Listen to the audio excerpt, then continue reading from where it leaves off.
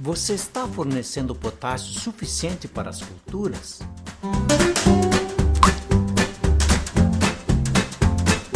Olá! Para quem não me conhece, meu nome é Valdir Colpo e falarei de um assunto pouco comentado pelos profissionais da área de fertilidade dos solos. Vou basear minha análise no artigo de Mascarenhas de como o potássio interage com os nutrientes cálcio e magnésio no solo.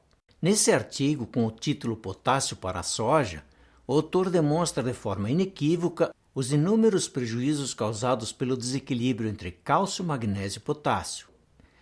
Observe o tanto de doenças originadas pelo desbalanço nutricional. Para quem quiser, o link desse documento está na descrição do vídeo. O potássio, para quem ainda não é familiarizado com a exportação de nutrientes, é o segundo elemento absorvido em grandes quantidades pelas culturas, como a soja, por exemplo. Inclusive, trabalhos recentes demonstram que a cultura da soja está exportando mais potássio com a adoção de novas variedades mais produtivas e mais exigentes em nutrientes. Durante muito tempo, a fórmula do adubo utilizada pelo agricultor carregava pouco potássio, como por exemplo, temos as fórmulas 0,20-10, 0,30-10, ou seja, 20 ou 30% de fósforo e apenas 10% de potássio.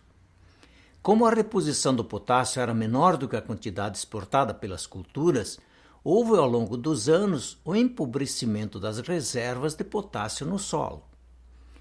Muitos me perguntam, mesmo com falta de potássio, a cultura produz a mesma quantidade? E aí eu respondo, depende. Tendo reservas no solo, até é possível produzir.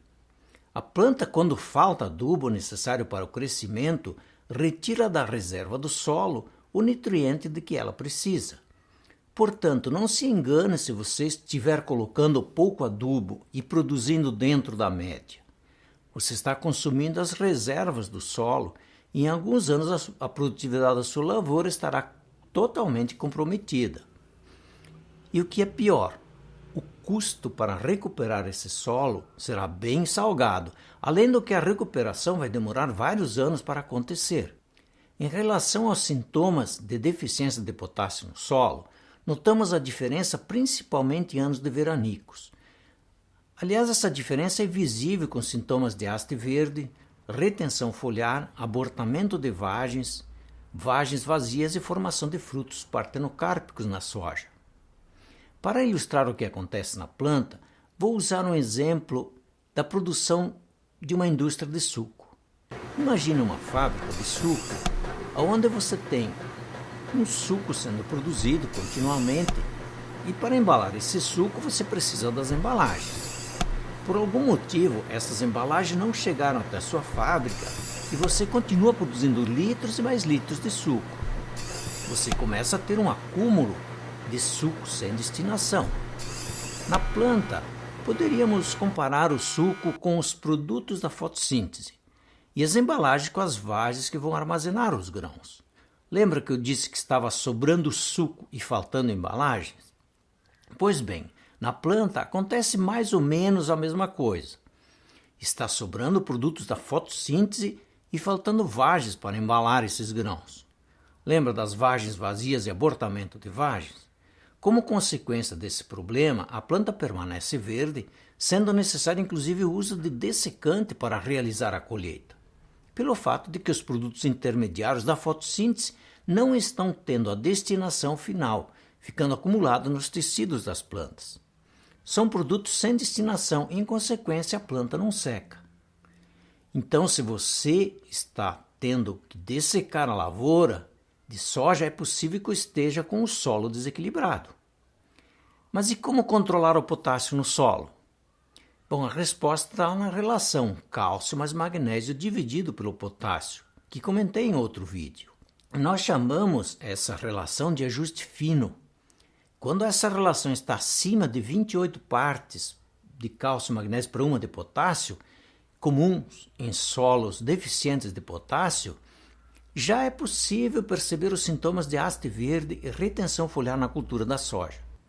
Outra característica do potássio é participar da formação de nódulos fixadores de nitrogênio e no controle de diversas doenças causadas por fungo, vírus e bactérias.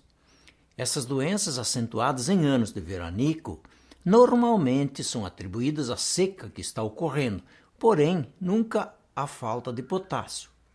Observamos em anos de estiagem uma diferença muito grande nas lavouras de soja com potássio equilibrado, em relação a outras propriedades que não seguem essa metodologia.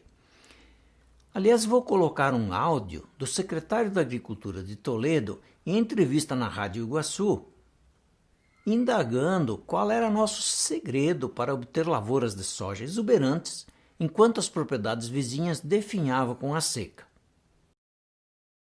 Nós passávamos por uma seca terrível, nós saímos para fazer levantamento visual, né, de perdas de safra, ou como é que estava se comportando isso, porque nós tínhamos que dar um parecer aí para o Banco do Brasil e outras entidades que estavam desesperadas aí com relação a prejuízo, e nós passamos o município todo. Eu particularmente passei o município todinho, levantando estrada por estrada, como é que estava a situação em todas as regiões do município. Em alguns pontos que nós passamos, que nós vimos lavouras muito boas, essas lavouras eram da empresa da EB Oeste.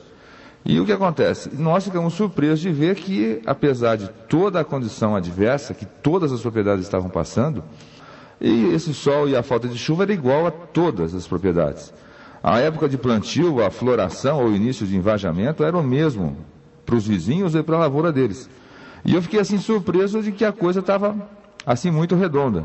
Uma semana, 2 depois, eu acabei encontrando o Valdir e falei: o que está acontecendo na lavoura de vocês lá que está tão boa, né? Nós devemos fechar soja aí no município entre 60 e 80 sacas por alqueire na média, e vocês vão fechar aí em torno de 100, um pouquinho mais. Aí ele falou: não, se for fechar por 100, nós não vamos pedir para o agro também, porque nossa expectativa é muito maior que isso. O trabalho deles já vem há mais de 20 anos que eles estão trabalhando na região e na dedicação do aumento de produção com redução de custos. É um pessoal que é extremamente profissional na lida do agronegócio. A gente tem que tirar o chapéu quando a gente vê, num momento de extrema dificuldade, como foram nos 2 últimos anos, e chegaram com seus 130, 140 sacos de soja por alqueire nas suas áreas. Inclusive encontrei com uma pessoa que era da Sanepar, Adalberto, que ele é um rapaz de Curitiba que é geólogo. Nós paramos o carro ali e ele falou para mim assim: ó, Zé Augusto, paramos embaixo de uma mangueira grande que tem ali.